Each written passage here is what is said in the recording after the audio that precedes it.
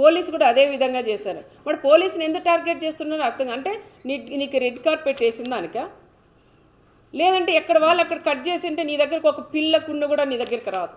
ఆ విధంగా చేసే శక్తి మా అన్న చంద్రబాబు నాయుడులో ఉంది.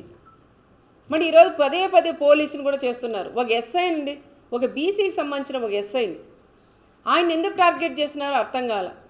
ఆయన పదే పదే ఒక మాజీ సీఎం లెవెల్లో ఉండే వ్యక్తి ఒక బ్రోకర్ అంటాడు, ఒక ఎస్ఐ వచ్చి మన వీడియో కాల్లో మాట్లాడించినామంటారు.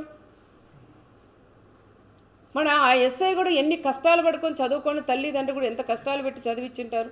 ఒక ఎస్ఐ అయితే ఎస్ఐది ఏముంటుందండి, పై స్థాయి వాళ్ళు ఏం చెప్తే చేసేవాళ్ళు. ఆ ఎస్ఐని ఏదో రకంగా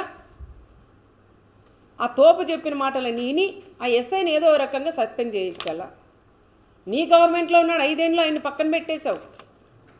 మళ్ళీ ఈ గవర్నమెంట్లో ఆయన కరెక్ట్గా జాబ్ చేస్తుంటే ఈ రకంగా మళ్ళీ వీడియో కాల్లో మనం ఒకరితో పలికిచ్చు. నువ్వు ఒక అబద్ధం చెప్పేది కాదు, వీడియో కాల్లో మాట్లాడిచ్చాడు ఎస్ఐ అని చెప్తున్నావు.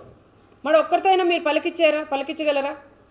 అనవసరంగా మీరు పోలీసుల మీద కూడా పోవడం అది తప్పు అని చెప్తున్నాం.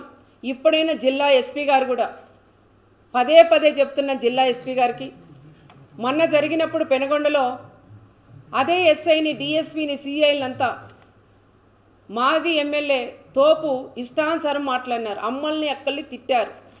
మరి ఆ రోజే ఎస్పీ గారు స్పందించి పోలీసులను ఈ విధంగా అరిశారని సీరియస్నెస్ తీసుకొని సీరియస్గా ఏదైనా వార్నింగ్ ఇచ్చింటే ఈరోజు ఇంతవరకు వచ్చేది కాదని నేను ఎస్పీ గారికి కూడా చెప్తాను. ఇప్పుడైనా తల్లి, ఇప్పుడైనా మీరు మేల్కొని పోలీసు కూడా మీ ద్వారా మీ నుంచి మీరు పెద్దలు అయిపోతున్నారు. కింద ఉండేవాళ్ళు, కింద స్థాయి వాళ్ళు ఎస్ఐఎల్, సిఐఎల్, కానిస్టేబుల్ ఉన్నారు, వాళ్ళందరూ కూడా ఇబ్బందులు పడుతున్నారు.